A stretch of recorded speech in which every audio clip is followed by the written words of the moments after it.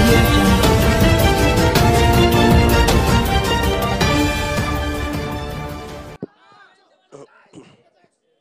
ఒక్క నిమిషం ఇది అంటే మనకు కొంత సమయం కొంత పెద్దలు వెళ్ళాలి కాబట్టి ఇది ఆ మేనిఫెస్టో పేపర్ ఉంది అక్కడ ఒక కాపీ. నాకు ఈ మేనిఫెస్టో సంతృప్తిగా లేదు. దేనికి తెలుసు నేను, నాకు దీంట్లో తెలంగాణ లేదు. నాకు నిజంగా సంపూర్ణంగా తెలంగాణగా ఉండుంటే నా మనసు ఆనందంగా ఉండేది. నేను అది చేయలేనందుకు ఇంకా చేస్తాను కానీ ఇంకా బాధపడుతున్నాను, ఇంకా చింతిస్తున్నాను. నా పొలిటికల్గా నేను మదన పట్టణానికి ఏడుపు, నాకు చాలా ఏడ్చేవాడిని. దేనికి ఏడ్చేవాడిని అంటే ఆదిలాబాదు కానీ ఎక్కడికి వెళ్ళినా అసలు బేసిక్గా నాకు ఏదో ఒక తమ్ముడు సినిమా ఏదో చేస్తా ఉంటే మొన్న కూడా ఒక సభలో చెప్పాను. 2099లో అసలు నాకు బలవంగా రాజకీయాల్లోకి రావాలనిపించింది. తమ్ముడు సినిమా అయిపోయాక ఫంక్షన్స్ జరుపుకొని వాటిని ఏదో ఫంక్షన్స్ డిన్నర్ల మీద డబ్బు ఖర్చు పెట్టడం కంటే కూడా దాన్ని ఫంక్షన్ చేయకుండా నల్గొండలో పోయి ఫ్లోరోసిస్ ఏదైనా ఒక విలేజ్కి ఏదైనా నీటికి సంబంధించి ఏదైనా చేద్దామని మన పంపించి నేను కూడా వెళ్తే, నేను దూరం కారులో కూర్చున్నా. వెళ్తే ఏమనిపించిందంటే అక్కడ ఎవరు స్థానికంగా ఉన్న రాజకీయ వ్యవస్థ ఎవరు దాన్ని ముందుకు తీసుకెళ్ళని వాళ్ళ. అంటే ఒక మంచి పని చేయడానికి కూడా ఇన్ని అడ్డంకులు ఉంటాయి ఏంటి అని చెప్పి నాకు నిజంగా పాపం చూస్తే ఈ ఫ్లోరోసిస్ వ్యాధిగ్రస్తులను చూస్తే పాపం ఎముకలు ఉంగిపోయి చిన్న వయసులో బెడ్ రైడన్ అయిపోయి, అంటే ఇన్ని దశాబ్దాలైనా నలిగిపోతుంటే ఎవరు పట్టించుకోరేంటి? ఒక రకరకాల ప్రకృతికి మనం అనుకూలించకపోవచ్చు కానీ రాకెట్కి అంటే పక్షిలాగా వెగరగలిగి విమానాన్ని కనిపెట్టగలిగినప్పుడు, లక్షలాది మందిని ఒక బాంబుతో అణు విధ్వంసం ద్వారా చంపేయగలిగినప్పుడు, ఇక్కడి నుంచి 100 కిలోమీటర్లు మిసైల్స్ తయారు చేయగలిగినప్పుడు, అంత టెక్నాలజీ ఉన్నప్పుడు ఒక నల్గొండ ఫ్లోరోసిస్ సమస్యని తీర్చలేరా? ఇంత టెక్నాలజీ, ఇంత ఇన్వెన్షన్, సైంటిఫిక్ ఇన్వెన్షన్స్ అనిపించింది నాకు.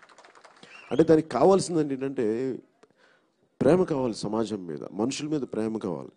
దానివల్ల నాకు ఓట్లు వస్తాయా, నాయకులకి ఎదుగుతామనికంటే కూడా నాకు అందుకు అనిపించింది.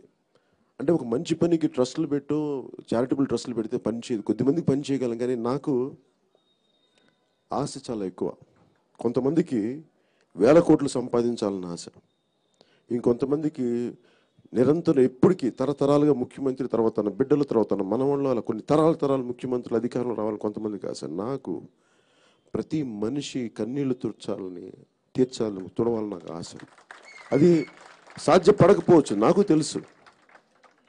చాలామంది 1000 కోట్లు దోచేస్తూ ఉంటే వాళ్ళు ఎన్ని కోట్లు ఖర్చు పెట్టుకుంటారని వాళ్ళకి, కానీ వాడికి ఆశ ఒక్కొక్కడికి. నాకు ప్రతి ఒక్కరు కన్నీళ్లు తుడవాలని ఆశ. అది తుడవలేకపోవచ్చు కానీ నా తపన పడతాను, దానికి ఏడుస్తాను, బాధపడతాను. నేను ముఖ్యంగా మనకి హైదరాబాద్, మనకి ఉమ్మడి రాష్ట్రంగానే తెలుసు. నాకు చాలామంది తెలుసో తెలీదు, నేను తెలంగాణ గురించి తపన పడినంతగా మిగతా ప్రాంతాల గురించి పడేవి నాకు. ఎందుకంటే అక్కడ నేను పెరగలేదు, ఎక్కువ పెరిగింది నేను ఇక్కడ పెరిగాను. కొన్ని చోట్ల చిన్నప్పుడు కొంత పెరిగినా కానీ ఎక్కువ శాతం నా జీవితం తెలంగాణలో పెరిగాను. అసలు ఉస్మానియాలో కూడా అడుగుతుంటే నీకు తెలంగాణ కన్నీళ్లు తెలుసా, కష్టాలు తెలుసా అంటే నాకు తెలుసు, నాకు తెలంగాణ బాధలు తెలుసు. వీర తెలంగాణ పోరాటాన్ని అర్థం చేసుకున్నవాడిని, నేను అస్ఫూర్తిని నింపుకున్నవాడిని. చాకలాయిలమ్మ కానీ, దొడ్డికొమ్మలాయి కానీ, వీళ్ళందరూ గొప్ప వాళ్ళందరూ, నేను నెల్లూరులో చిన్న ఉన్న మన పుచ్చలపల్లి సుందరయ్య రాసిన వీర తెలంగాణ పోరాటాన్ని చదువుకుని నేను అర్థం చేసుకున్నవాడిని. ఆ కష్టాలు ఎందుకంటే మొట్టమొదటి పొలిటికల్ అవేకనింగ్ జరిగింది అభివృద్ధి కొద్ది మందికే, కొన్ని కుటుంబాలకే. అది నేను ప్రత్యక్షంగా హైదరాబాద్లో చూశాను. ఒకసారి నాకు చాలామంది మన తెలంగాణ నాయకులు ఈ కొండలు గుట్టలు నాశనం అయిపోతున్నాయి, పర్యావరణం దెబ్బతింటుంది అంటే ఆ మాటలో సబబు ఉంది. ఎందుకంటే కొన్ని ఈ ప్రకృతి ఆకృతులు, మన శిలలు కానీ ఆకృతులు మళ్ళీ రావు. నాకు ఒకసారి ఎంత అందంగా ఉంటుందంటే దక్కన్ పీఠభూమి, డెక్కన్ ప్లాటు, ఇంత పెద్ద రాయి ఉండి, అంటే ఇంత రాయి మీద చాలా దానికి ఒక 30 టైమ్స్ 40 టైమ్స్ ఉండే ఒక రాయి ఆకృతి అలా నిలబడి ఉంటుంది. నాకు ఎంత ఆశ్చర్యంగా ఉంటుందంటే ఇది ఎలా నిలబడి ఉంటుంది, ఇంత చిన్న రాయి మీద ఇంత పెద్ద రాయి, దానికి ఒక 20 టైమ్స్ 30 టైమ్స్ ఉన్న రాయి ఎట్లా నిలబడుతుంది అంటే, అలాంటి అరుదైన అందాలని అభివృద్ధి పేరు మీద ధ్వంసం చేశాం. దానికి చాలామంది తెలంగాణ పోరాటం గురించి చేసిన వాళ్ళు బాధపడుతుంటే నాకు సబబు అనిపించేది. అలాగే నీటిలో కానీ, ఉపాధుల్లో కానీ, ఉద్యోగాల్లో కానీ, మిగతా ప్రతి చోట సమాన న్యాయం జరగలేదు అంటానికి అది సహజం, కరెక్ట్ అది. అందుకు నేను మాట్లాడలేకపోయాను. కాకపోతే నా కంప్లైంట్ అలా ఏంటంటే, రాష్ట్రం విడిపోతున్నప్పుడు ఆంధ్ర ప్రజల్ని, ఆంధ్ర పాలకుల్ని వేరు చేయమని నేను కోరాను. గద్దర్ గారిని కోరాను. అప్పటికి పోరాటం చేసిన వాళ్ళందరూ నాతో ఏకీభవించారు. కాకపోతే ఉద్యమానికి ఒక వ్యక్తి, ఒక వర్గ శత్రువు కావాలి కాబట్టి మనం పెట్టుకుంటాం. నేను అదే అట్లాగే అర్థం చేసుకున్నాను. కానీ ఇందాక చెల్లి చెప్పినట్టుగా నిజంగా మానవత్వం ఉన్న చోట నాకు తెలంగాణ ఉద్యమం మీద ఎందుకు ఇంత గౌరవం అంటే, నేను మొన్న చాలామంది కేసీఆర్ గారిని కలిసినప్పుడు చాలామందికి నచ్చల. కొంతమంది నువ్వు ఇలా వెళ్ళావు అది అంటే, నేను ఒక్క విషయంలో తెలంగాణ ఉద్యమం గురించి ఎందుకు ఏకీభవిస్తానంటే, చాలా హింసకి దారి తీయగలిగే పరిస్థితులు ఉన్నాయి ఆ టైంలో, ఉత్పన్నమైనవి.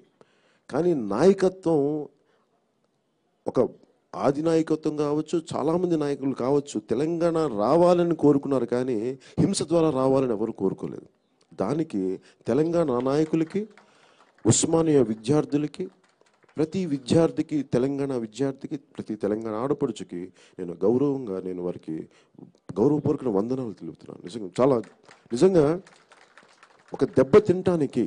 ఎందుకంటే నాకు గుజరాత్ ఎంత ఆశ్చర్యంగా ఉంటుందంటే, నారాజుగాకుర మా అన్నయ్య అని చెప్పి మాస్టర్జీ పాట రాస్తే దానికి కారణం చాలామంది తెలియకపోతాను వెనకాల ఎందుకు పెట్టాను ఆ పాట. అదే టైంలో గోద్రా రైట్స్ జరిగినాయి. గోద్రా సంఘటనలు జరిగితే నాకు అనిపించింది, గాంధీ పుట్టిన రాష్ట్రం, మనందరం మహాత్ముడని పుట్టిన రాష్ట్రం, అక్కడ కనీసం అది వెజిటేరియన్ స్టేట్, పూర్తి శాకాహారమైన రాష్ట్రం, అది మద్యపానం ఉండదు. కానీ అలాంటి చోట ఇంత హింస ఏంటి అనుకుని, అంటే ఒక గర్భిణీ స్త్రీని కూడా చంపేసేంత హింస ఏంటి అని అంటే నాకు ఆశ్చర్యం కలిగింది. అంటే దానికి కారణాలు ఏదైనా కావచ్చు, 100 కారణాలు కావచ్చు, వాళ్ళని వీళ్ళని ఎవరిని అనుకోవచ్చు. కానీ నాకు అనిపించింది, కేవలం కొన్ని ఇజమ్స్ ద్వారా, కొన్ని పరిస్థితుల ద్వారా ఇవే ఉత్పన్నమవుతాయి. ఒక వర్గాన్ని, మంచి వాళ్ళకి ఇంకొక వర్గాన్ని గొప్ప వాళ్ళు కాకుండా, మనుషుల్లో మానవత్వాన్ని, ఆ గుణగణాలని వేరు చేయకపోతే మనం సమాజం, భారతదేశం తాలూకు సమగ్రత దెబ్బతింటది అని చెప్పేప్పుడు నేను మాస్టర్జీ గారిని అడిగాను. ఆయన నాకు కులాల గురించి నిజంగా నాకు తెలియదు, ఎలా మాట్లాడాలో నాకు నేర్చుకోలేదు. మా నాన్న కానీ మా అమ్మ కానీ మాకు నేర్పించలేదు. మేము చాలా చిన్న కుటుంబాల నుంచి వచ్చాం. మా నాన్న మీకు చెప్తా ఉంటాను, చిన్న పోలీస్ కానిస్టేబుల్ నుంచి ఒక అసిస్టెంట్ ఎక్సైజ్ సూపరింటెండెంట్ రిటైర్ అయిన వ్యక్తి అబ్కారీ శాఖలో. సో మా అమ్మ ఒక 5వ తరగతి దాకా చదువుకున్న వ్యక్తి. సో మాకు చాలా చిన్నపాటి కుటుంబం. ఇందాక చెల్లి చెప్తున్నట్టుగా మాకు పొద్దున్న లేవగానే ఏదో పనులు చేసుకోవడం, స్కూల్కి వెళ్ళటం, అవి తప్ప వేరే ఆలోచన లేవు. మహా అయితే నాకు ఒక ఎస్ఐ అవ్వాలని కోరుకుండేది. మా అమ్మ కోరిక ఏంటంటే, ఒక సబ్ ఇన్స్పెక్టర్ అయితే మా నాన్న కానిస్టేబుల్తో స్టార్ట్ చేసి, నువ్వు నాన్నగారిలా కాకుండా కొంచెం ఎస్ఐగా ఎవరో కొంచెం మాకు ఆనందంగా ఉంటే, కొంచెం డిగ్రీ చదువు అంటే, పాప మా అమ్మకి ఆ కోరిక నేను తీర్చలేకపోయాను ఈ రోజు దాకా. మా అమ్మకు మొన్న కూడా అంటుంది మా అమ్మ, అందరు తిడతా ఉంటే 6 నెలలు ఈ మధ్యన అందరూ టీవీలో తిడతా ఉంటే, చూడు నేను అందరు తిడతారు అనవసరంగా రాజకీయాల్లోకి వచ్చిన పాటు రాజకీయాల్లోకి అని చెప్పి, అమ్మ ఎప్పుడు దేశంలో పక్కింటోడు రావాలనుకుంటాడు కానీ మన ఇంట్లో కూడా బయటికి బాధ్యతలు తీర్చుకోవాలని కోరుకోడు. నేను చెప్పా, నేను చిన్నప్పటి నుంచి అందరి దగ్గర తిట్లు తిన్నాను. సినిమా ఇండస్ట్రీలో కూడా ఏదంటే కొత్తదనం చేసేవాడు వాడు తిన్నంత తిట్లు ఇంకెవడ తిండో.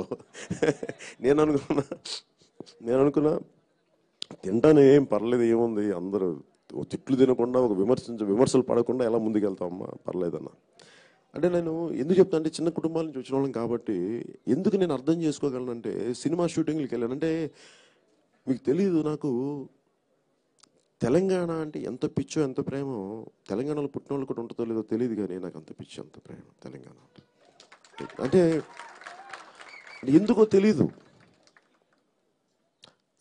తెలంగాణ మీద ఎందుకు అంత ప్రేమ ఉంటుందా అంటే నాకు నిజంగా తెలియదు.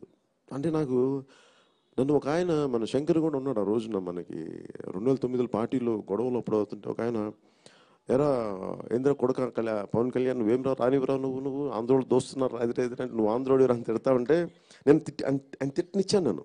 ఆయన పర్లేదు సార్ తిట్టాను, అందరూ ఆపుతున్నారు శంకరీలు అందరూ, మీరు ఆగండి ఆయన తిట్టనండి. ఆయన చాలామంది మీద కోపం ఉంది, వాళ్ళందరినీ నాలో చూసుకున్నారు తిట్టనే ఉన్నాయి, ఆయన కోపం తగ్గాలి అంటే ఆయన తిట్టి తిన్న తర్వాత ఆయన అన్నాడు, చెయ్యి సార్, సరే నేను చెప్పాను క్షమించండి సార్, ఏం చేద్దాం చెప్పండి అంటే, ఏం లేదురా నువ్వు దేశభక్తిలో ఉంటావు కదరా నువ్వు, మీకు ఎలా తెలుసు అయితే మా పిల్లలు చెప్పారు నీ ఫ్యాన్స్ రా వీళ్ళు తీసుకొచ్చారు నన్ను అన్నారు.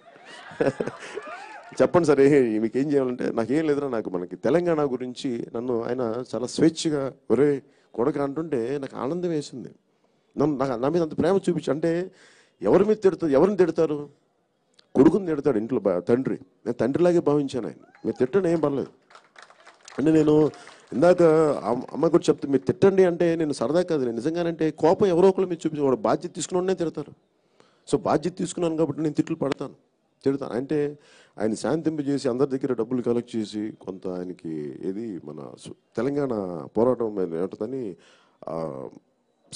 తెలంగాణ సభ కోసం డబ్బులు అంటే ఇచ్చాం, ఒక 25,000-50,000 దాకా ఇచ్చాం అందరం కలిపి. అంటే నేను దోచేసాను ఆ రోజున, ఫస్ట్ టైం లూట్ చేశానంటే అందరి జేబుల నుంచి బలవంతం డబ్బులు తీసాను, ఎవరన్నా తీయండి అని, నా దగ్గర కొంత ఉంటాయి. నాకు అనిపించింది ఆ రోజున, నాకు తెలంగాణ అంటే అంత ఇష్టం. అయితే ఇప్పుడు ఈ రోజున నాకు తెలంగాణకు మేనిఫెస్టో చేయాలని లేదా అంటే నాకు నిజంగా ఉంది. కాదు సమస్య ఎక్కడ వచ్చింది అంటే, నాకు మొన్నే 2014లో రాష్ట్రం విడిపోయినప్పుడు స్థానికంగా కొన్ని సంవత్సరాలుగా దశాబ్దాలుగా ఇష్టం తెలంగాణ అంటే, నా స్నేహితులు కూడా వాళ్ళు కూడా మనకి దాము అని కానీ లేదంటే నాకు ప్రమోద్ అని కానీ చాలామంది నా స్నేహితులు అందరూ కూడా పేరున తెలంగాణ అనగానే ఉద్వేగం ఉండేది వాళ్ళల్లో. అంటే తెలంగాణ అంత ఒక భావోద్వేగంతో కూడింది, మన రాష్ట్రం. వాళ్ళందరూ అడిగేది మాకు దేశంలో అంతర్భాగమే కానీ మాకు స్వపరిపాలన కావాలని. నేను తెలంగాణ మీద నాకు తక్కువ మమకారం లేదు, ఎక్కువ మమకారం వల్లే నేను స్వపరిపాలనకి ఇక్కడ తెలంగాణ స్థానికంగా ఉండే ప్రతి యువతికి అందరికి గౌరవం ఇవ్వడానికి నేను చొచ్చుకెళ్ళట్లేదు. తెలంగాణలో ఆంధ్రాకి దోపిడీ జరుగుతుంది ఎక్కువ కాబట్టి నేను అటు వెళ్తున్నాను. కానీ ఇది తెలంగాణకు సంబంధించినంత వరకు జనసేన పార్టీకి ముందు దిశానిర్దేశం నేను కొంచెం ఆలోచించి చేస్తాను. ఎందుకంటే తెలంగాణకు మటుకు ఏ బంగారు తెలంగాణ అయితే కోరుకొని రాష్ట్రం సాధించారో ఆ బంగారు తెలంగాణ సాధన కోసం ఎన్ని యువకులు బలిదానాలు అయినాయో, ఎన్ని ఉస్మానియా దగ్గర నుంచి విద్యార్థులకి. ఎందుకంటే నేను మన భీమరావు బాడాలో ధ్వంసం చేస్తున్నప్పుడు అప్పటి కాంగ్రెస్ నాయకులు కడుపు మండి వెళ్తే లోపలికి వెళ్తే ఆ టైంలో అందరూ అందే. ఆ పక్కన ఇప్పుడు కొంతమంది ఆంధ్ర నాయకులు కూడా ఉన్నారు, కొంతమంది ఇప్పుడు తెలుగుదేశం పార్టీలో ఉన్నారు అనుకోండి, వాళ్ళు మొన్న మధ్యన రిజైన్ కూడా చేశారు. ఆ వ్యక్తి అంటాడు అయిపోయింది, చాలా అన్యాయం జరిగింది అది ఇది మాట్లాడతా, అది అయిపోయింది, రేపు నుంచి చాలా ఉధృతం చేయాలి పోరాటం భీమరావు బాడా గురించి అంటే, మళ్ళీ నెక్స్ట్ డే మార్నింగ్ వెళ్ళాను ఆయన దగ్గర. సరే ఏం చేద్దామంటే, నిన్న అయిపోయింది కదా ఇంక వదిలేద్దాం, ఆ సమస్య అయిపోయింది మళ్ళీ కొత్త సమస్య పట్టుకుందాం అంటే ఒక సమస్యని ప్రారంభించి వదిలేశారు. నాకు అనిపించింది మరి డెఫినెట్గా మరి ఇలాంటి సమస్యలు రావా, ఇలాంటి నాయకులు ఉంటే అనిపించి నేను నెక్స్ట్ డే వెళ్ళి తిట్టినప్పుడు నేను తిరిగి బలంగా ఎందుకు తిట్టానంటే ఆ కాంగ్రెస్ నాయకుల్ని అందరని కాదు కానీ ఆ భావోద్వేగం నాకు అంది పంచులూడిపల్లి తరిమి కొట్టండి అని అంటానికి నాకు ఎందుకు బాధ కలిగిందంటే, అక్కడ వండుకున్న అన్నం ఉంది, అక్కడ తెల్లవారుజామున ఉద్యోగాలకు వెళ్తే వండుకున్న అన్నం, దేవుళ్ళ ఫోటోలు నలిగిపోయినాయి, దీపారాధనలు కింద పడిపోయినాయి, అన్ని మతాల ఫోటోలు కింద పడిపోయినాయి. నాకు అనిపించి వాళ్ళని తిరిగి వేరే చోట పెడితే అక్కడ ఒక సోషల్ కాన్ఫ్లిక్ట్ క్రియేట్ చేశారు. అక్కడ ఆడపిల్ల స్నానం చేస్తామంటే బాత్రూమ్ తలుపులు లేవు, నా తల్లి ఏడుస్తుంది, ఇక్కడి నుంచి పంపించేసి. నాకు ఆ కోపంతో మీరు మెల్లిగా చెప్పి చేయొచ్చు కదా, ఆ భావం ఏడుపు ఆ కోపంతో మాట్లాడిన తర్వాత ఎందుకు నా తెలంగాణ గురించి చెప్తాను. ఎందుకంటే ఇక్కడే దగ్గరలో ఉన్న మనకి ఆ టైంలో ఉన్న పార్టీ ఆఫీస్కి వెళ్తే ఆ రోజు అండగా నిలబడింది నాకు తెలంగాణ యువత, తెలంగాణ విద్యార్థులు. మన బస్తీల్లో నుంచి వచ్చిన విద్యార్థులు అందరూ పారిపోయారు, పెద్దలు అనుకున్న వాళ్ళందరూ పారిపోయారు. నిలబడింది తెలంగాణ యువత, తెలంగాణ వీర యువత. మరి మీరు సాధించుకోకపోతే తెలంగాణ వీర తెలంగాణ ఇంకెవరు సాధించు. అందుకని ఎందుకు నేను గౌరవిస్తున్నాను అంటే, స్వపరిపాలన మీకు సంతృప్తిగా నేను ప్రతి ఒక్కరు జనసేనని కావాలి మనస్ఫూర్తిగా. ఎందుకని నేను రాష్ట్రంలో మన తెలంగాణ రాష్ట్రంలో స్వపరిపాలన కావాలని కోరుకుని వచ్చిన తర్వాత నేను దానిని ఆశయ సాధనకు తోడ్పడేవాడినే కానీ దాన్ని విచ్ఛిన్నం చేసేవాడిని కాదు. మీరు మనస్ఫూర్తిగా కోరుకొని ఇక్కడ మనకి ఇలా కావాలి అని కోరుకుంటే దీనిని అంచెలంచెలుగా తీసుకెళ్దాం. అది ఆ దిశానిర్దేశం మీరే చేయండి. నేను పాత తరం తెలంగాణ నాయకులు నేను అడగను. కొత్త తరం తెలంగాణ నాయకుల్ని యువతలో నుంచి, ఆడపడుచులోంచి, మహిళల్లోంచి మీరు రండి, మీరు జనసేనకి రండి. మనకి బలం ఉంటే బలం ఉన్న చోట పోటీ చేద్దాం, బలం లేని చోట ప్రభావితం చేద్దాం. పాలసీలు కావాలి, రోడ్ల మీదకి ఎక్కుదాం. బలమైన పబ్లిక్ పాలసీలు కావాలి, రోడ్డు మీదకి ఎక్కుదాం. ఎందుకంటే నేను ఎంత కోరుకున్నానంటే తెలంగాణ కోసం, తెలంగాణ విధ్వంసం అవుతుంటే, దోపిడీకి గురవుతుంటే, అభివృద్ధికి దూరం అయిపోతుంటే, ఇప్పుడు మన సభలో కూడా చెప్పాను, తెలుగుదేశం పార్టీ వెనకబడిన కులాల పార్టీ. అందుకనే తెలంగాణ ఎంత సపోర్ట్ చేసింది టీడీపీ కంటే, ఆంధ్రాలో 10 సీట్లు రాకపోయినా తెలంగాణలో వెనకబడిన మన ఏమంటుందని బీసీ కులాలన్నీ మన తెలుగుదేశం అండగా నిలబడితే, మరి అలాంటి తెలుగుదేశం పార్టీకి లేకుండా వెళ్ళిపోయింది ఈ రోజున. కేవలం ఒక ఓట్ ఫర్ నోట్గా నేను అనుకోవట్లా. అంటే అంత అంటే మనకి ఈ సంపదని కొన్ని పరిమితమైన వ్యక్తుల మధ్యలోకి వెళ్ళిపోయింది. దాని నుంచి వచ్చిన కోపం. అందుకనే నేను ప్రతిసారి సభలో ఏం చెప్తానంటే, తెలంగాణ ఆంధ్ర ప్రజల్ని, ఆంధ్ర పాలకుల్ని దయచేసి వేరు చేసి చూడమని చెప్పేదే నేను తెలంగాణ ప్రజలకి, నా అన్నదమ్ములకి, నా అక్క చెల్లులకి నేను కోరుకునే విన్నపం. పాలకుల్ని వేరు చేయండి, ప్రజల్ని వేరు చేయండి. ఇదొకటి. ఎందుకంటే ప్రజలకి పాలసీలో సంబంధం లేదు. ఇదే మన శంకర్ కానీ వీళ్ళందరూ కానీ మారుమూల వాళ్ళకి తెలంగాణ మారుమూలు ఎంత బాగా తెలుసో మహేందర్ కానీ, వాళ్ళకి ఆంధ్ర మారుమూలు అంతే తెలుసు. అట్లాగే నేను కోరుకునేది కూడా సంపూర్ణమైన తెలంగాణ యువత కోరుకుంటే మీకు ఎలా కావాలో పార్టీని అలా మౌల్డ్ చేద్దాం. కొత్త పార్టీ, దీనికి పెద్ద పెద్ద నాయకులు లేరు, కొత్త పార్టీ. దీనికి పిరికితనంతో లేదు ఈ పార్టీ. నేను ఒకసారి పార్టీని నేను ఇట్లా ప్రారంభించడానికి కొంత అగ్రెషన్ ఉంటుంది మనలో. ఎవరికి కోపం ఉంటుంది అంటే, అన్యాయానికి గురయ్యి అణిచివేత గురైన వాడికి కడుపు మంట ఉంటుంది, వాడు కొంచెం ఆగ్రహంగా మాట్లాడతాడు. అందుకని నేను కోరుకునేది కూడా ఏంటంటే, మీరు ఒక్కోసారి నేను మీకు ఉపయోగపడే వ్యక్తిని, మీ జనసేన పార్టీ మీకు ఎలా కావాలో చెప్పండి. అలాగే ప్రాక్టికల్గానే మాట్లాడదాం. ఇక్కడ జనసేన పార్టీ నేను కూర్చోబెట్టడానికి నాకు బలమైన ఇంకా నాయకత్వం సరిపోదు, ఇంకా పెద్దది కావాలి, ఇంకా అనుభవం కావాలి, అనుభవశీలులు కావాలంటే మనం కొంత నలగాలి. సో తెలంగాణ సమస్యల్ని మరింత అవగాహన చేసుకోవాలి. సో నాకు మీరందరూ ఇంకొంత కొత్త నాయకత్వం కావాలి కాబట్టి మీ చేతుల్లో పెడతాను ఈ పార్టీ, మీ చేతుల్లో పెడతాను పార్టీని. మీరు బలంగా చేయండి, ఆడపడుచుల చేతుల్లో పెడతాను. నేను ఏదైతే ఉమ్మడి రాష్ట్రంగా చేయలేకపోయామో, చేద్దామనుకున్నాను, విడిపోయిన తర్వాత అది చేద్దాం. అన్నదమ్ములుగా ఉన్నాం, అక్క చెల్లులుగా ఉన్నాం. నేను మీకు అండగా ఉంటాను. అలాగే ఈ రోజున ఇందులో పెట్టిన అంశాలు చాలా ఉన్నాయి. ముఖ్యంగా నేను చెప్పాను కదా, కొన్ని అంశాలని చెప్పాను, అన్నీ ఏం చెప్పలేదు. మొత్తం మేనిఫెస్టో కాదు, మేనిఫెస్టో దిశ అంటే ఆలోచన విధానం. దీంట్లో నేను పెట్టింది చట్టసభల్లో బీసీలకి రాజకీయ రిజర్వేషన్లు, మహిళలకి రిజర్వేషన్లు అని చెప్పాను. ఇది తెలంగాణ కూడా వర్తించాలి, దేశమంతా వర్తిస్తుంది, ఒక ఆంధ్రాకని కాదు. ఎందుకంటే రాజకీయాలు కొత్త రక్తం రావాలని నేను మనస్ఫూర్తిగా కోరుకుంటున్నాను. అందుకే నేను కొత్త వాళ్ళని ఎందుకు ఆహ్వానిస్తుంటానంటే, ఇప్పుడు వచ్చి చెల్లెలు మంగ వచ్చి మాట్లాడితే ఎందుకు వెంటనే రమ్మంటానంటే, నాయకత్వం ఎప్పుడు దూరంగా ఉండవు, కనిపించరు. వాళ్ళకి అవకాశాలు ఇచ్చినప్పుడు ఎన్ని రత్నాలు, మాణిక్యాలు ఉన్నాయో. ఒక వజ్రాన్ని ఎక్కడో భూ పొరల్లో దాగి తెలీదు, తవ్వి తీసి దాన్ని చెక్కితే అప్పటి నుంచి దాని దగదగలు, అప్పుడు దాని వజ్రం విలువ తెలుస్తుంది. అది బెల్జియంలో కొన్ని లక్షల కొన్ని కోట్లకి విలువ అవుతుంది. అలాగే ప్రతి మనిషిలో ఒక వజ్రం దాగుంటాడు, ప్రతి మనిషిలోనూ. నేను అందుకే ఎందుకు ఇది నాకు దాశరథి గారు పోయిటరీ ఎంత ఇష్టమో, నా శేషేంద్ర గారు కూడా అంతే ఇష్టం. ఎందుకు చెప్పానంటే, దీంట్లో ఒక అత్యున్నత పర్వతం, అతి దీర్ఘ నదీ ప్రవాహం, అతి లోతైన సముద్రం, అతి దూరమైన నక్షత్రం ఉన్నప్పుడు అత్యుత్తమ మానవుడు ఎందుకు ఉండడు? అలా ఉండబట్టే మనకి స్వాతంత్రం సంపాదించగలిగాం. ఒక అంబేద్కర్ మహాశయుడు పుట్టగలిగాడు, ఒక పూలే పుట్టగలిగాడు. వాళ్ళు లేకపోతే ఇక్కడ ఎక్కడి నుంచి వస్తాయి? అలాగే ఎంతోమంది ఆశయ సాధనకు అత్యుత్తమమైన మానవులు లేకపోయి ఉంటే అసలు ఈరోజు మనకి తెలంగాణ సాయుధ పోరాటం సఫలమయ్యేది కాదు. నేను దాశరథి గారి చదువుతా ఉంటే ఆయన ఎంత గొప్ప కవి అనేది నాకు ప్రతి చోట నాకు అర్థమవుతుంది. దాన్ని నేను అసుగు చెప్పలేకపోవచ్చు, కానీ నేను ఇంకొక సందర్భంలో ఉటంకిస్తాను వారిని. అలాంటి మహానుభావులు ఉండబట్టే మనకి ఇంకా దేశం ఇట్లా ఉంది. సో నేను కోరుకునేది కూడా ఏంటంటే, నేను కోరుకునేది కూడా, నేను కులాల గురించి చాలా సిగ్గు లేకుండా మాట్లాడతాను. నాకు ఎంత ఇబ్బంది అంటే, నాకు చిన్నప్పుడు తెలీదు. ఏ రోజు కూడా నేను కులాల గురించి కానీ, మతాల గురించి కానీ, మానవత్వం తెలుసు కానీ, నాకు కులాలు మతాలు తెలియదు నాకు. కానీ ఎందుకు నాకు వీళ్ళిద్దరు ఈ ఫోటో చూస్తే నాకు ఏం గుర్తుకొస్తుంటే, వీళ్ళిద్దరిని చూస్తే ఎందుకు వీళ్ళిద్దరు ఫోటో పెట్టానంటానికి, ఆదిలాబాద్లో ఆవిడ పాపం కళ్ళు లేని ఒక ఆవిడ కన్నీళ్ళు, అంటే కనుగుడ్డు లేకపోతే కన్నీళ్ళు వస్తాయంటే వస్తాయని నాకు ఆదిలాబాద్ తాండాలో అర్థం చేసుకున్నాను. అలాగే వీళ్ళు కూడా గిరిజన మహిళలు.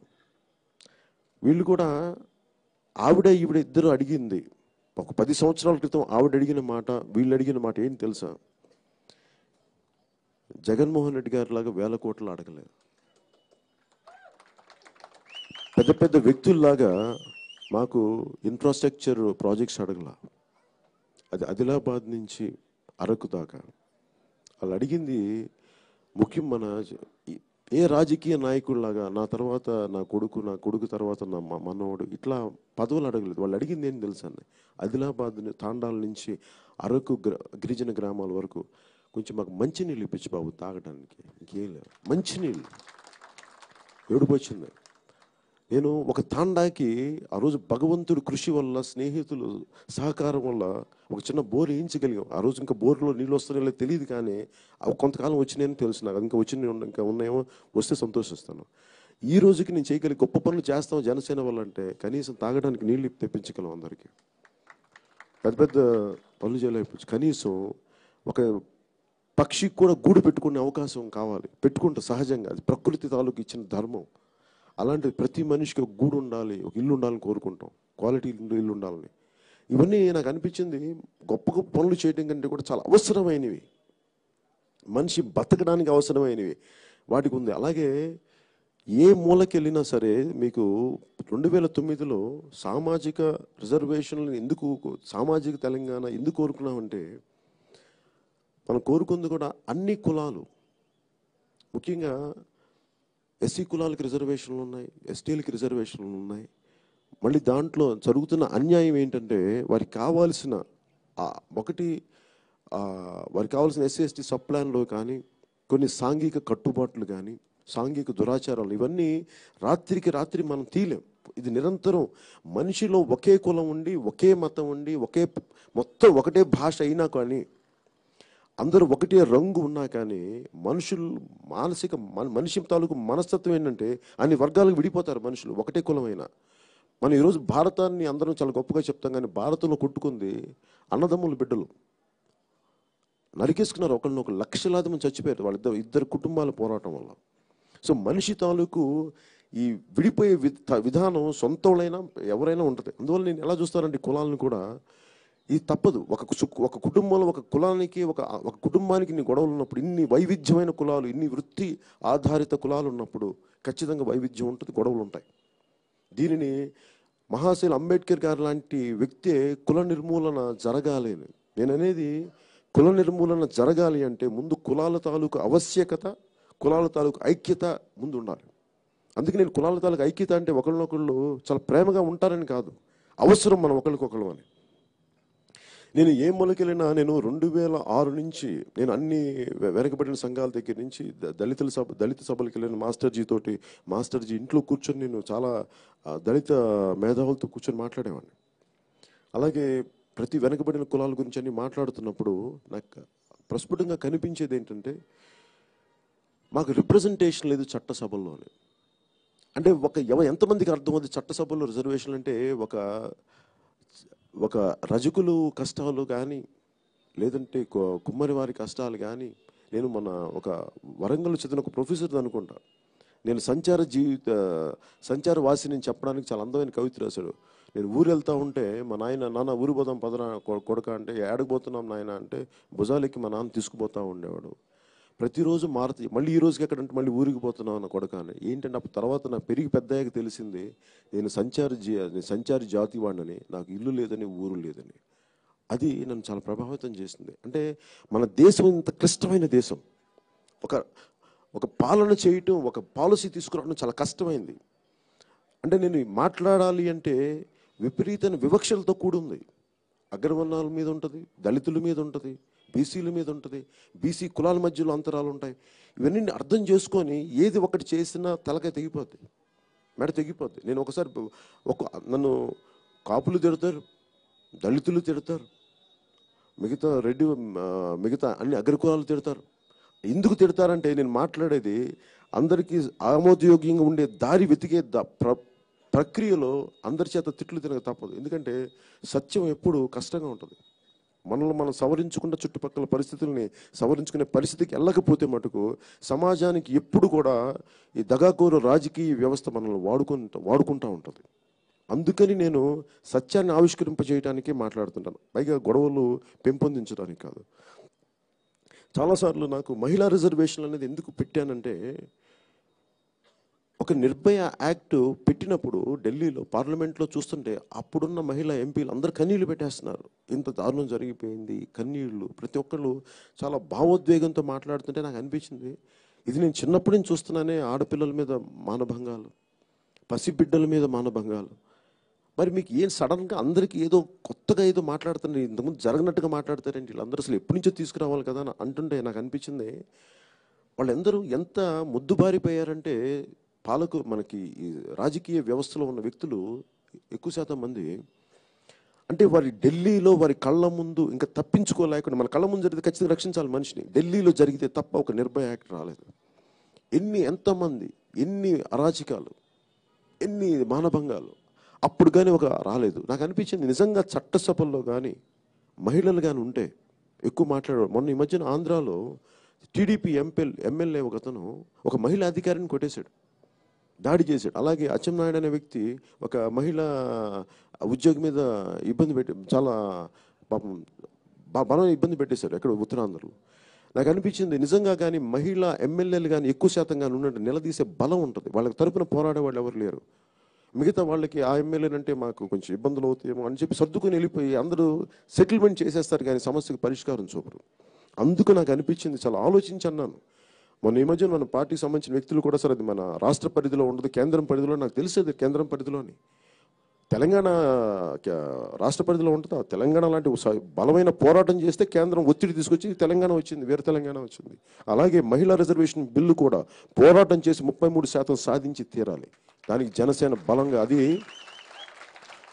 ఇందాక చెల్లెలు మంగ ఉన్నట్టు ఇలాంటి ఆడపడుచులు కదా చట్టసభల్లోకి వెళ్తే బలం వచ్చేది. ఇలాంటి ఆడపడుచులు కదా బయటికి వస్తే సమాజం బాగుపడద్దు. ఇలాంటి వీర మహిళలు వస్తేనే కదా సమాజం బాగుపడద్దు. చిన్నపిల్లల మీద అత్యాచారాలు మాట్లాడేవాడెవడు, అడ్డుకునేవాడెవడు? అందుకని మహిళలు ఖచ్చితంగా, ఆడపడుచులు ఖచ్చితంగా ఉండాలి. దానికి మీకు తెలంగాణ కాదు, దేశం ఒక రాష్ట్రం కాదు, 28 రాష్ట్రాలకి జనసేన పార్టీ మహిళా రిజర్వేషన్ల గురించి అవసరం ప్రతి చోటకి వెళ్ళి మేము మాట్లాడతాం. భగవంతుడు ఆ శక్తి వాళ్ళు మనస్ఫూర్తిగా కోరుకుంటాం. అలాగే బీసీల రిజర్వేషన్ల గురించి మాట్లాడాలి అంటే, నాకు మొన్న శ్రవణ్ దాసోజు నాకు బాగా స్నేహితుడు, మన శ్రీనివాస్ గారు మన పార్టీలో ఉన్న కొంచెం సహాయం చేసి బాగా, అంటే ఇన్ని అఫీషియల్ ఇంకా రాలేదనుకోండి, చెప్పకూడదు తెలియదు, పర్లేదు. శ్రవణ్ ఇప్పుడు మనకి మీ అందరికీ తెలుసు, తనకి తెలంగాణ మూమెంట్లో చాలా బలమైన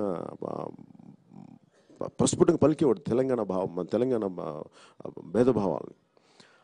అలా అంటే తను కంసాలి కులానికి చెందిన వ్యక్తి. తనని 2009లో నేను రికమెండ్ చేసింది, ఇద్దరికి రికమెండ్ చేశాను. ఒకటి భీమవరంలో ఒకరికిను, ఒక సూరి గారికి అనే ఒక ఆయనకిను, ఇంకొకరికి మన శ్రవణ్కి ఎంపీ సీటు సికింద్రాబాద్లో చేస్తే సెకండ్ 1,63,000 ఓట్లు వచ్చినాయి. లక్ష ఓట్లు వచ్చినాయి.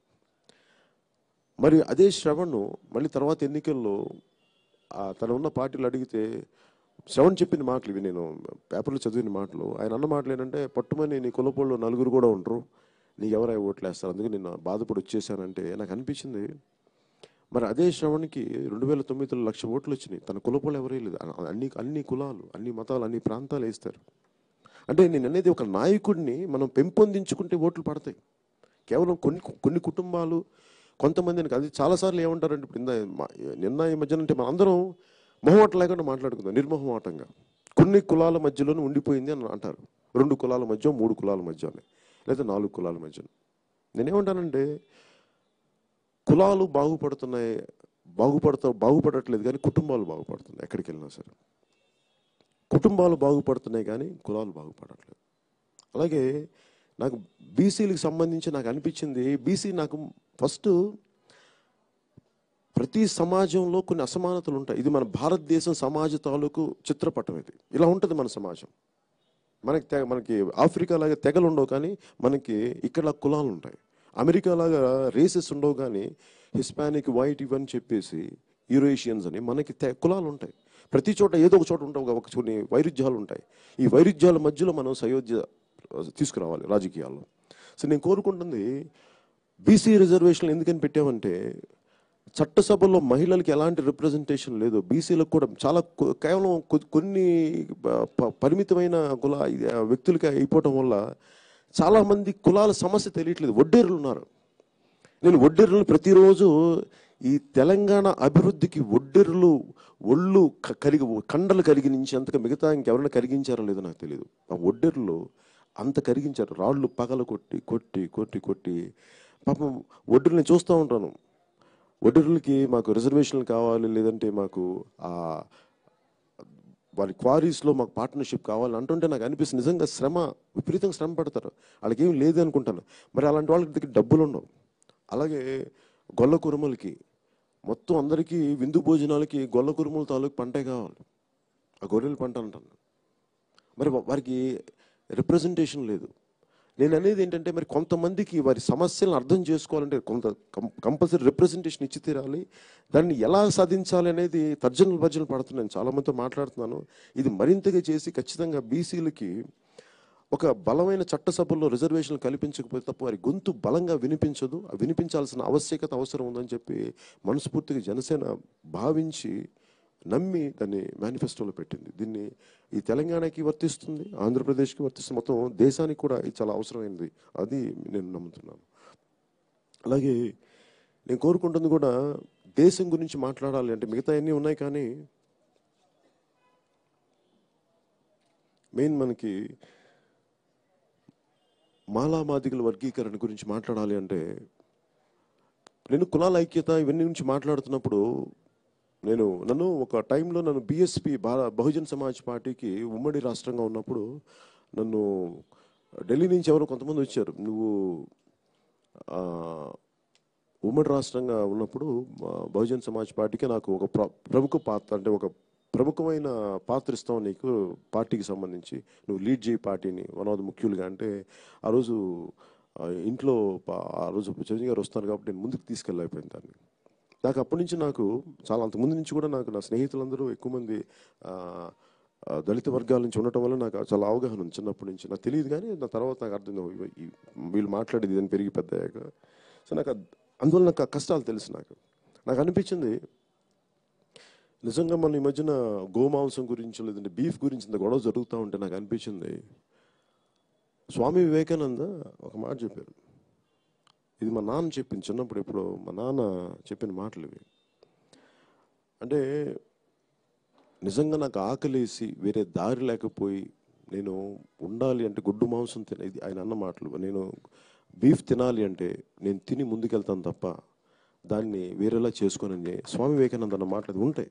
ఆయన స్వామి వివేకానంద జీవిత చరిత్రలో ఉంటాయి. అంటే తిండి ఏది తిన్నామని కాదు, నిజంగా మరి తిండి శాకాహారమే తింటే అందరూ గొప్పవాళ్ళు అయిపోతారంటే మరి గుజరాత్లో గోద్రా ఘటన ఎందుకు జరిగింది? అందువల్ల మనం అర్థం చేసుకోవాల్సింది ఏంటంటే కేవలం మద్యపానం లేకపోవడం, అఫీషియల్ లేకపోవడం, గోమాంసం లేకపోవడం ఇవన్నీ ఏంటంటే కొన్ని ఆచార వ్యవహారాలని కొన్ని మనం జోరి అంటున్నట్టుగా వదిలేస్తే బెటర్, అందరికీ మంచిది. ఎందుకంటే నేను నా తోటలో గోశాల ఉంది శంకర్పల్లిలో. నా దగ్గర ఉంటాయి ఒక 25 ఆవులు ఉంటాయి. నేను అనేది గోవుల్ని రక్షించాలంటే ఎవరికాళ్ళు ఇండివిజువల్ గోవులు రక్షించుకోవాలి, పూజించండి.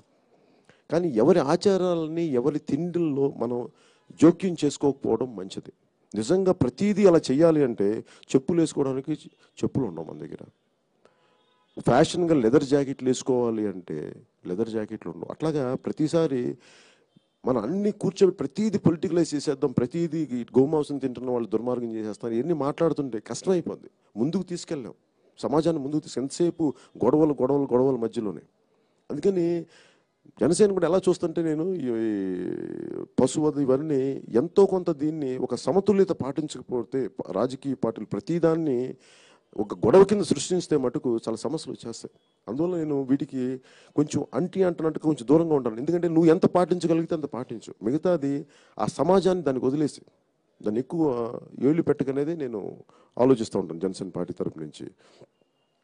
అలాగే ఎస్సీ ఎస్టీ వర్గీకరణ, ఇది కులాల ఐక్యత గురించి నేను ఎందుకు మాట్లాడతానంటే, దళితులందరూ ఏకం కావాలి, ఎస్సీ వర్గాలు ఏకం కావాలి, రాజ్యాధికారం సాధించాలి. అలాగే నీకు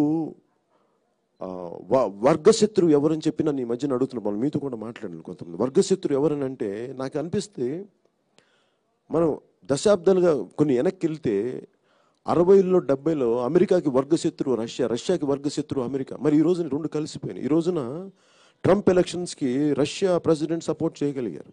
మరి వర్గశత్రువులు ఎప్పుడు ఒక్కసారి ఒక కాలానికి ఒక్కలే ఉంటారు, మారిపోతూ ఉంటారు. ఇప్పుడు అమెరికాకి వర్గశత్రువు ఇరాక్ అని చెప్పి కొంతమంది కొన్ని ముస్లిం దేశాల్లో పెడతారు, వర్గశత్రువుకు పెట్టే పొద్దున మళ్ళీ వాళ్ళు కలిసిపోవచ్చు.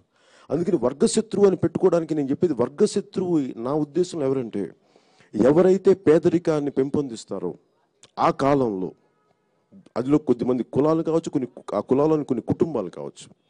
అందుకే నేను ఎప్పుడు రాజకీయాల తాలూకు భేదాభిప్రాయాలని, ఎక్స్ప్లాయిటేషన్ కానీ వ్యక్తుల మధ్య పెడతాను, కుటుంబాల మధ్య పెడతాను తప్ప కులాల మధ్యకి తీసుకెళ్ళిపోతే, ఇప్పుడు నేను జగన్మోహన్ రెడ్డి గారి మీద కోపం చెప్పి రెడ్డి కులాల జగన్మోహన్ రెడ్డి గారు అందరూ 1000 కోట్లు కుంభకోణం చేశారని చెప్పి రెడ్లందరినీ ద్వేషిస్తాం. నాకు అలాగా నాకు తరిమిల నాగిరెడ్డి గుర్తొస్తారు, నాకు కొండపల్లి సీతారామయ్య గుర్తొస్తారు, నాకు లేదంటే మనం కూర్చోబెట్టి పుచ్చలపల్లి సుందరయ్య గుర్తొస్తారు, తెలంగాణ చేసిన వ్యక్తి. ఇంత గొప్ప మహానుభావులు గుర్తొస్తారు. అందుకని ఒక కులాన్ని మొత్తం వీళ్ళు దోచేవాళ్ళు, కమ్మవారు అంటే కంప్లీట్గా కూర్చోబెట్టి వ్యాపారాలు చేసేసి తీసేసి అలా పెట్టేస్తే ఏమైపోద్దంటే వాళ్ళు ఇంకా మరింత బిగుసుకుపోతారు. ఇంకా మరింత బిగుసుకుపోయి మిగతా కులాలకు దూరం అయిపోయి మంచి వాళ్ళు కూడా దూరం అయిపోతారు. నేనంటే స్వార్థపరులు ప్రతి కులంలో దోపిడీ చేసేవాళ్ళు ప్రతి మనిషిలో ఉంటారు. అందుకని నేను ఆ పాల నుంచి నీళ్ళని వేరు చేసిన మనం వేరు చేయకపోతే ఏమైపోతుంటే ఈ సోషల్ కాన్ఫ్లిక్ట్ మరింత పెరిగిపోద్ది. ఇవన్నీ ఆలోచించి నేను తెలుగుదేశం పార్టీకి సపోర్ట్ చేశాను, కానీ అవివేకంతోటో లేదంటే అనాలోచితంగా నేను తెలుగుదేశం పార్టీకి సపోర్ట్ చేయలేదు. ఎందుకంటే నేను ఆలోచించింది ఏంటంటే, కులాలు కానీ ఒక ఇంటర్డిపెండెన్స్ లేకపోతే, సంపద కొన్ని చేతుల్లోకి వెళ్ళిపోతే మనం కూర్చోబెట్టి సయోధ్యతో సాధించుకోవాలి తప్ప ఇవన్నీ కూర్చోబెట్టి గొడవలు. మొన్న నేను ఉదాహరణకి చుండూరులో గొడవప్పుడు నాకు దాని కేసును వాదించిన వ్యక్తి చంద్రశేఖర్, నాకు మంచి స్నేహితుడు, చనిపోయారు తను క్యాన్సర్ తోటి. తను చెప్పాడు లాస్ట్లో ఆఖరి డేస్లో తనకి చెప్పాడు, మనం ఈ గొడవలు తను చెప్పిన మాటలు తను చెప్పిన మాటలు నన్ను చాలా ప్రభావితం చేసినాయి. నేను ఇంత వాదించాను సార్, కానీ మనం ఈ వీటి వల్ల గొడవలు రాకముందే సమస్యలు పరిష్కరించాలి సార్, మనం ఇక్కడ దాకా తీసుకెళ్ళకూడదు. ఇది లా అండ్ ఆర్డర్లోనే బిగినింగ్లోనే కరెక్ట్ చేసేస్తే ఇక్కడ దాకా రావు, తర్వాత మనుషులు విడిపోయి ఉంటారు, ఎప్పుడు కూడా కాన్ఫ్లిక్ట్ జోన్స్ క్రియేట్ అయిపోయి ఉంటాయని చెప్పాడు. సో నాకు అది ఉండిపోయింది బ్యాక్ ఇన్ ద మైండ్లో. ఎప్పుడు చాలా సంవత్సరాల క్రితం తను చనిపోతే చెప్పబోయే మాటలు నాకు. అందుకని నేనేం కోరుకుంటానంటే, వర్గశత్రువు ఎవరు జనసేనకి అంటే, వర్గశత్రువు ఖచ్చితంగా ఉన్నాడు జనసేనకి. ఆ వర్గశత్రువు ఎవరు అంటే, ఎవరైతే పేదరికాన్ని పెంపొందిస్తున్నారో, ఇంకా ఆదిలాబాద్లో ఇంకా నీళ్లు రాకపోవడానికి కారకులు ఎవరు, దాంట్లో ఒక సమూహం ఉండొచ్చు, ఒక అధికారులు కావచ్చు, అందులో ఉన్న సంబంధిత వ్యక్తులు కావచ్చు, ఒకటే కులం కావచ్చు, కాకపోవచ్చు, కొన్ని కుటుంబాలే కావచ్చు, కొంతమంది అధికారులే కావచ్చు, వీళ్ళందరూ వర్గశత్రువులే జనసేన ఒక్కళ్ళు కాదు. అందుకే వర్గశత్రువు లేకుండా జనసేనకి లేరు, ఖచ్చితంగా వర్గశత్రువు ఉన్నారు. ఉత్తరాంధ్ర వెనుకబాటుతనానికి వర్గశత్రువులు ఉన్నారు. కాకపోతే కొద్దిమంది వ్యక్తుల కుటుంబాల, అంతేగాని దాన్ని కూర్చోబెట్టి ఒక కులమంతా దుర్మార్గులు, ఒక కులమంతా చెడ్డవాళ్ళు అలా అంటానికి కుదరదు. కొంతమంది సరి చేసుకోకపోతే ఏమైపోద్దంటే, మనం న్యాయం చేయలేం. ఎప్పుడు చోట మనల్ని ఆడుకునే రాజకీయ వ్యవస్థ, దళారీ వ్యవస్థ ఉంటుంది. నాకు కాంశీరామ్ గారు చాలా ఇష్టమైన వ్యక్తి. ఒక అబ్రహాం లింకన్ గారు చాలా ఇష్టం. ఎందుకు చెప్తాను, కాంశీరామ్ గారు, అబ్రహాం లింకన్ నన్ను అడుగుతారు పొలిటికల్ రోల్ మోడల్స్ నాకు ఎవరు అంటే, అబ్రహాం లింకన్ అండ్ కాంశీరామ్ గారు. కాంశీరామ్ గొప్పతనం చూడండి, ఏమీ లేడు. ఇక్కడ పూణేలో మహారాష్ట్రలో పనిచేసుకునే వ్యక్తి, ఏమీ లేకుండా చెప్పులు వేసుకోవాలంటే కూడా కారు టైర్లు డబ్బులు వేస్ట్ చేయకూడదని చెప్పి, అందరు ఇచ్చే డబ్బులు వేస్ట్ చేయకూడదని కారు టైర్ మన లారీ టైర్లు కట్ చేసుకుని చెప్పులుగా దాన్ని తొడుక్కున్న వ్యక్తి, కుట్టించుకున్న వ్యక్తి. అలాంటి వ్యక్తి స్టార్ట్ చేసి నాకు అలాంటి ఉద్యమాన్ని స్టార్ట్ చేసి ఆఖరిలో నేను ఎందుకు కులాల ఐక్యతను మాట్లాడానంటే, వర్గశత్రువు ఎందుకు మారుతారంటే ఆయన కూడా వర్గశత్రువుని ముందు బ్రాహ్మణంలో అంటే బ్రాహ్మణిజంతో పోరాడి, బ్రాహ్మణ ఆలోచన విధానంతో పోరాడి తిరిగి తర్వాత లేటర్ మాయావతి గారు కూడా బ్రాహ్మణులు కలుపుకోవాల్సి వచ్చింది బిఎస్పిలో. అందుకని మనం ఇంటర్డిపెండెంట్ అనేది చెప్పడానికి బిఎస్పి ఎగ్జాంపుల్ కూడా అంత బ్రాహ్మణిజాన్ని ద్వేషించిన బహుజన సమాజ్ పార్టీ కూడా ఈవెన్చువల్గా ఎంతో కొంత బ్రాహ్మణులకి స్థానం ఇవ్వాల్సి వచ్చింది ఉత్తరప్రదేశ్లో. అంటే అందుకని మనం సంపూర్ణంగా ఒకరిని ద్వేషిస్తే, ఒక కులాన్ని సంపూర్ణంగా ద్వేషించి ఒకళ్ళందరూ మంచోళ్ళు ఒక ప్రాంతం అంతా చెడ్డోళ్ళు అంటే కుదరదు. అందుకని వీటన్ని ఆలోచించుకొని పెట్టాను. అందుకని జనసేనకి వర్గశత్రువు ఖచ్చితంగా ఉన్నారు. వర్గశత్రువు ఎవరంటే పేదరికాన్ని పెంపొందిస్తారు, ఎవరైతే అవినీతిని పెంపొందిస్తారు, ఎవరైతే దోపిడీ చేస్తారు, ఎవరైతే ఆడపడుచులకి రక్షణ ఇవ్వరు, ఎవరైతే చిన్నపిల్లలను కూడా అసలు కనికరించకుండా ఇవి చేస్తారు, ఎవరైతే అంటే నాకు ప్రతిసారి మేము మైనారిటీలో సార్, మాకు హోదా లేదంటే అసలు భారతదేశంలో మైనారిటీ అనే పదమే అండి. అందరూ ఉన్నది భారతీయులే. ముస్లింలకి మైనారిటీలు చెప్పి అసలు ఆ భావజాలం ఎందుకు రావాలి? మొన్న పశ్చిమ గోదావరి జిల్లాకి వెళ్తే ఒక అబ్బాయి, మా ముస్లిం అబ్బాయి మాట్లాడుతూ ఉన్నాడు, మేము భారతీయులు ఉన్నాం, మమ్మల్ని ఎందుకు భారతీయులు చూడండి. నిన్న ఆ మాట అందే ఎవరన్నా? మేమంటలేదు, నేను అంటలేదు, ఎవడో ఒక పనికిమాలను కొంతమంది అంటే నువ్వు వాళ్ళ మాటలు వేంటి పట్టించుకుంటావు. నువ్వు భారతీయుడివి, నువ్వు మైనారిటీ పదం వాడుకు, నువ్వు భారతీయుడు అని చెప్పు.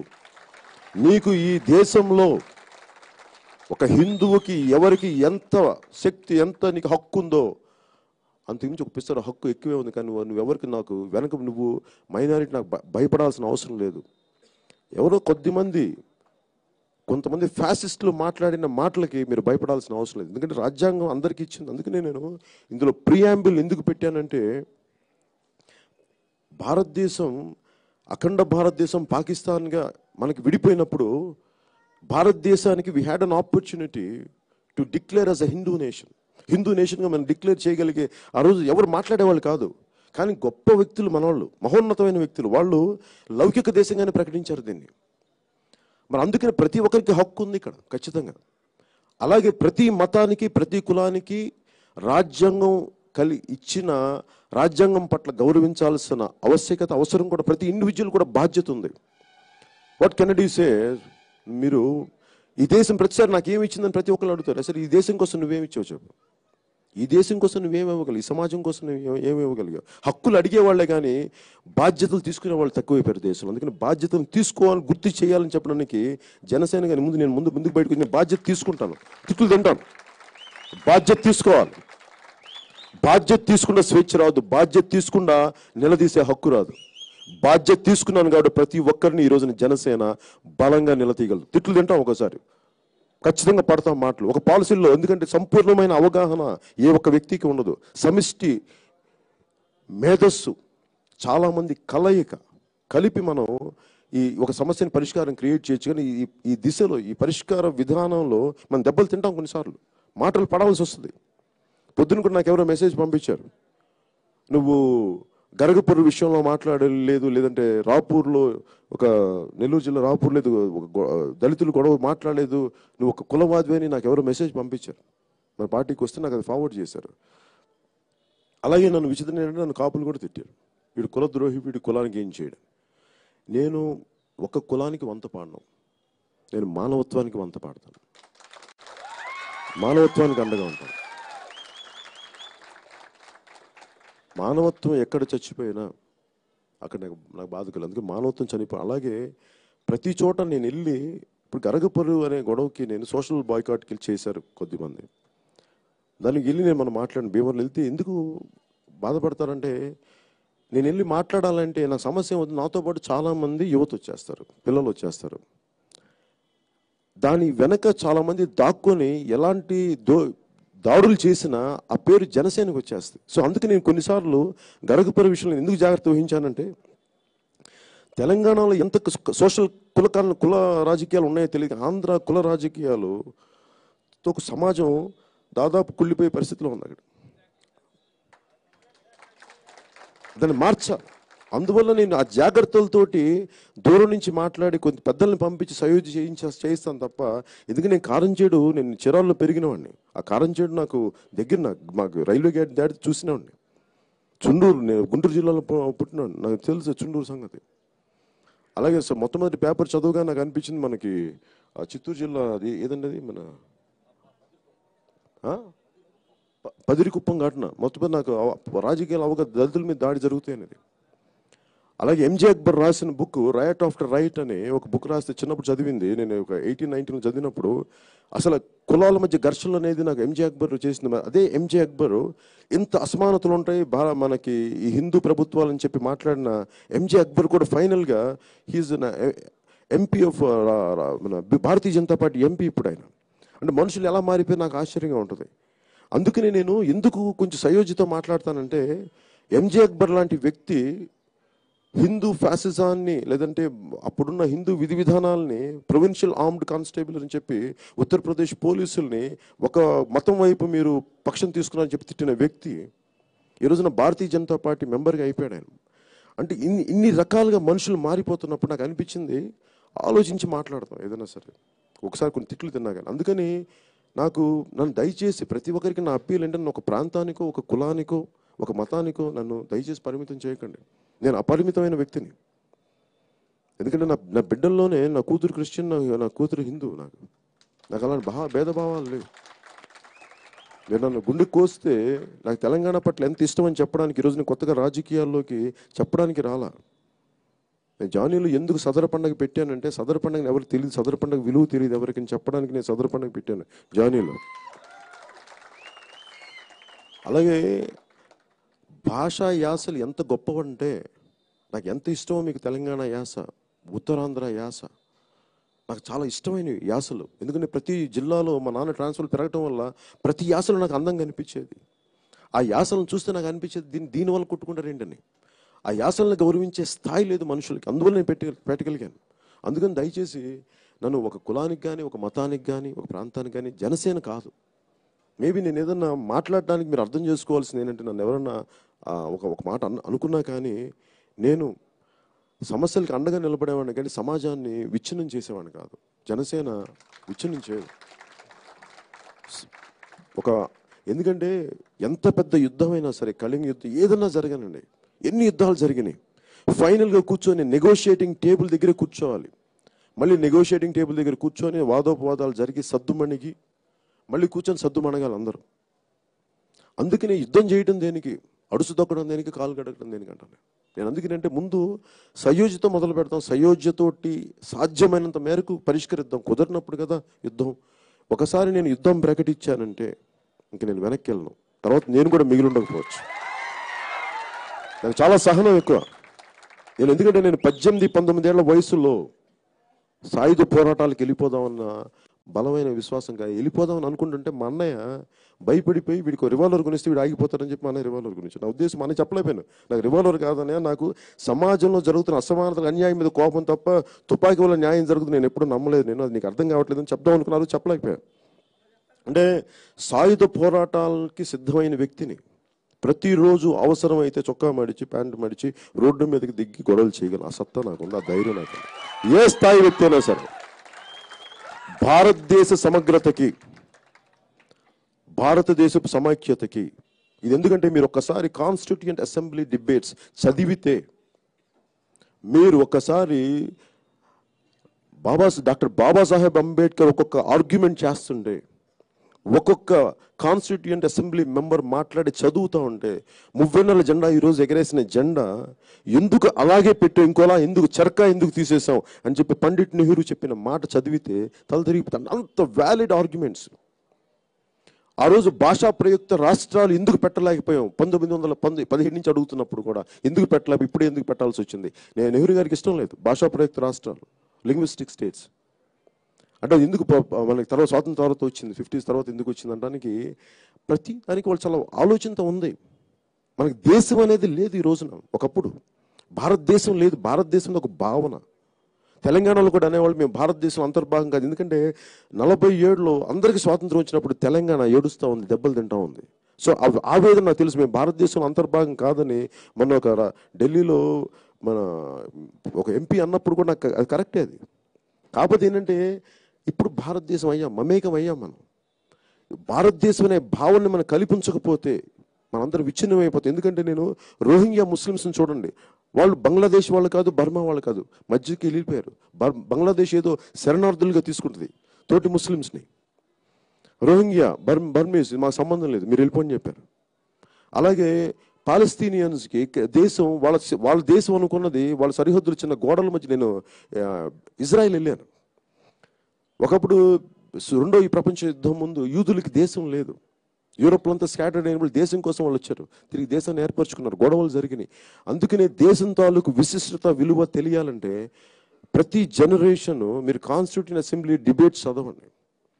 ఒక్కొక్కడు భగత్ సింగ్ లైఫ్ హిస్టరీ చదివితే 23 ఏళ్లకి, ఈరోజు 23 ఏళ్ల పిల్లలు, ఈ కుర్రాళ్ళ పిల్లలు ఏం చేస్తారు? మన పబ్బుల్లోనూ లేదంటే మనకు బైక్లు వేసుకొని తిరుగుతూ ఉన్నాం. భగత్ సింగ్ 23 ఏళ్లకి మొత్తం యూరోపియన్ ఫిలాసఫర్స్ని చదివిన వ్యక్తి, ఒక బెర్ట్రాండ్ రస్సెల్ని సంపూర్ణంగా అర్థం చేసుకున్న వ్యక్తి భగత్ సింగ్. ఎందుకు చనిపోయాడంటే భగత్ సింగ్ రిటర్న్ స్క్రిప్ట్ ఉంటుంది అతని బుక్స్లో. అంటే నేను వీళ్ళ పొలిటికల్ వీళ్ళ యాటిట్యూడ్ చూసి, ఆ రాజకీయ నాయకులు ఇది చూసి ఫ్యూచర్ ఎలా ఉండబోతుందో తెలిసి నా చావు ప్రతి ఒక్కడికి స్ఫూర్తి కలిగించాలి. వీళ్ళు ఇట్లాగే ఉంటారు, రాజకీయ నాయకులు మారిపోతూ ఉంటారు. వయసు వచ్చే కొద్దీ వీళ్ళు కుతంత్రాలు ఎక్కువైపోతే కుతంత్రాలు మీరు పడకండి, నా చావు అందుకు ఎప్పుడు గుర్తుండిపోవాలని చెప్పి చచ్చిపోయాడు. అంత గొప్ప స్ఫూర్తి ఉన్నది భగత్ సింగ్, ఆజాద్, సుఖ్దేవ్, రాజ్గురు. ఎందుకు పెడతాను వీళ్ళందరినీ అంటే నిజంగా వాళ్ళ భావాలను అర్థం చేసుకున్నంత గొప్ప వ్యక్తులు. చిన్న వయసు 20-23 ఏళ్ళు, 24 ఏళ్ళు, 26, 40 ఏళ్ళు, 50 ఏళ్ళు వచ్చినా కూర్చొని ఇంకా చిన్న పిల్లలాగా తిరుగుతుంటారు. ఇంకా కూర్చొని ఇంకా క్యూట్గా తిరుగుతుంటారు ప్యాంట్లు వేసుకొని.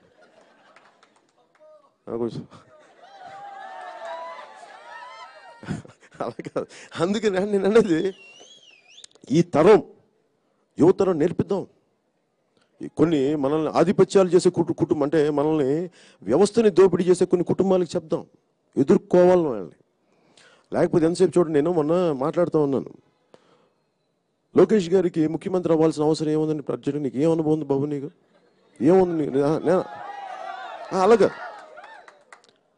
కనీసం నువ్వు కేటీఆర్ గారిలా కనీసం 5-6 సార్లు పోటీలు చేయలేదు. నువ్వు 2-3 సార్లు నేను పోటీ చేసేదాన్ని నాకు అనిపిస్తుంది. ఎమ్మెల్సీకి ఒక ఇండైరెక్ట్గా వచ్చేసావు. అలాగే నేననేది వాళ్ళ తాతగారు ఎన్టీ రామారావు గారు 60 ఏళ్ల తర్వాత అన్ని జీవితాన్ని చూసి అప్పుడు ముఖ్యమంత్రి అయ్యారు. ఈ అబ్బాయికి ఏంటి అప్పుడే తొందర అని అనుకుంటాను అప్పుడప్పుడు. వాళ్ళకి చెప్పాలనిపిస్తుంది, ఆత్రేయ పాట ఉండదు, ఎదగడానికి ఎందుకురా తొందర, ఎదర జీవితం, ఎదర బతుకంతా చిందర వందర. దేనికి తొందర? ఇప్పుడు నిజంగా వాళ్ళు అంటే నేను ఏం చేసుకుంటారంటాను. అది నాకు చిరాకు, కోపం ఎక్కడండి వీళ్ళందరి మీద. మీరు డబ్బులు సంపాదించే ఓకే, అది మీరు దోచేసుకున్నారు, అది అది మీ గుణగణాలు, దానికి ఏం మీ క్యారెక్టర్ అది. కానీ మీరు డబ్బులు చేసి ప్రతి ఒక్కరు మీ కింద గులాంగిరి చేయమంటే మేము బానిసమా మీ కాలు మొక్కడానికి?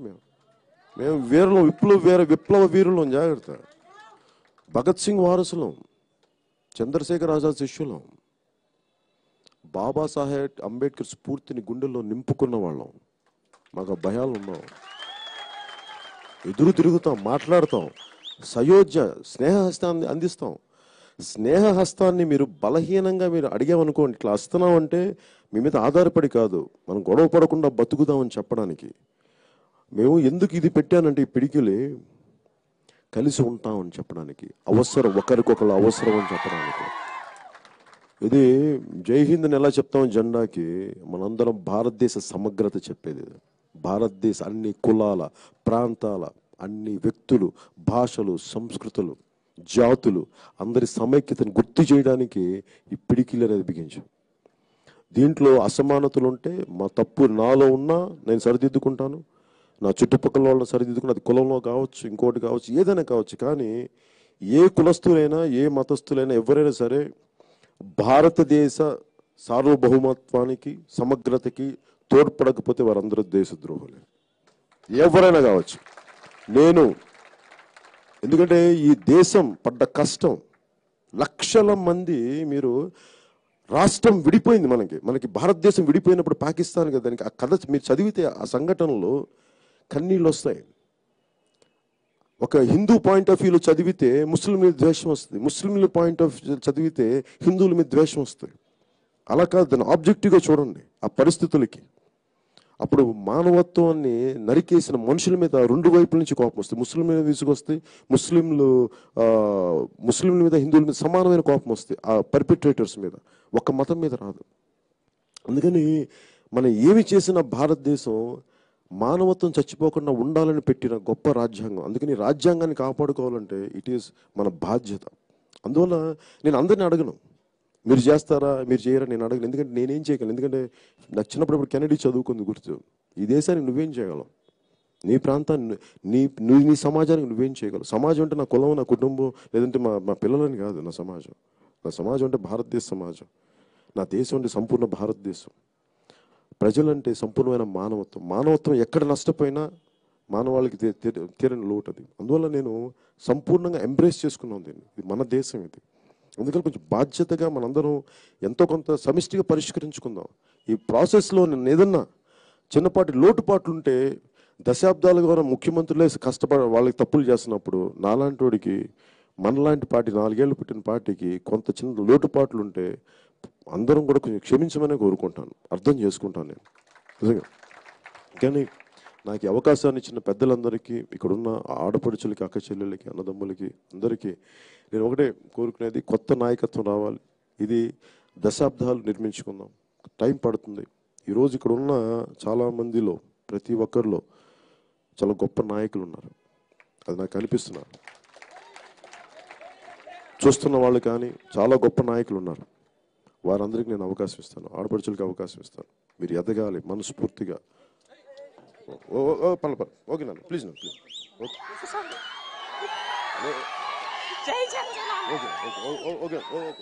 ఓకే ఇస్తాను, మళ్ళీ ఒక్క నిమిషం ఇస్తాను ప్లీజ్.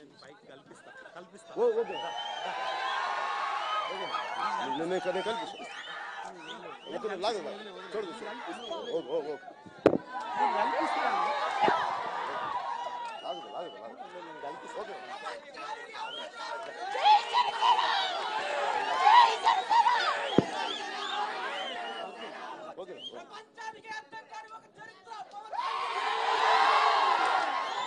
ఇది అంటే నేను ఎందుకు ప్రతి గొడవ పడే చోటకి ఎందుకు వెళ్ళనంటే, ఇది ప్రేమతో వచ్చిన భావోద్వేగం. అలాంటిది కోపంతో వచ్చిన భావోద్వేగం ఎంత డేంజర్ మీకు అర్థం అవుతుంది. అందువల్ల నేను ఇష్యూస్ ఉన్న ఏరియాలకు ఎందుకు జాగ్రత్తగా వెళ్తానంటే, ఇది నా బాధ్యత, సోషల్ రెస్పాన్సిబిలిటీ. జాగ్రత్త. అబ్బాయి నుంచి ఉన్నారు ప్లీజ్, నేస్తాను అబ్బాయిని ఏమంటాను. ఇది మీ అందరికీ మనస్ఫూర్తిగా ధన్యవాదాలు తెలుపుకుంటూ, మనకి జన్మనిచ్చిన తల్లికి, మనకి జన్మనిచ్చిన భూమికి అండగా నిలబడతామని. అప్పుడు ప్లీజ్ మహేందర్ శంకర్ కావాలి ప్లీజ్, కూర్చోండి. మీరు వెళ్ళకండి, కూర్చోండి ప్లీజ్. మనకి జన్మనిచ్చిన భూమికి, మనకి జన్మనిచ్చిన తల్లికి కోటి దండాలు తెలుపుకుంటూ, దేశం సమగ్రతతోటి సామరస్యపూర్వకంగా ఉండాలని కోరుకుంటూ, మనకి అవకాశాన్ని ఇచ్చిన ప్రతి ఒక్కరికి, మనకి స్వాతంత్రం తెచ్చిన మహానుభావులందరికీ ప్రతి ఒక్కరికి పేరు పేరున ధన్యవాదాలు తెలుపుకుంటూ, జోహార్లు అర్పించుకుంటూ సెలవు తీసుకుందాం. ఒకసారి అలాగే ఒకే ఒకసారి మనకి జన్మనిచ్చిన తల్లికి, భారత్ మాతకి జై కొడదాం. భారత్ మాతాకి, భారత్ మాతాకి, భారత్ మాతాకి జై హింద్.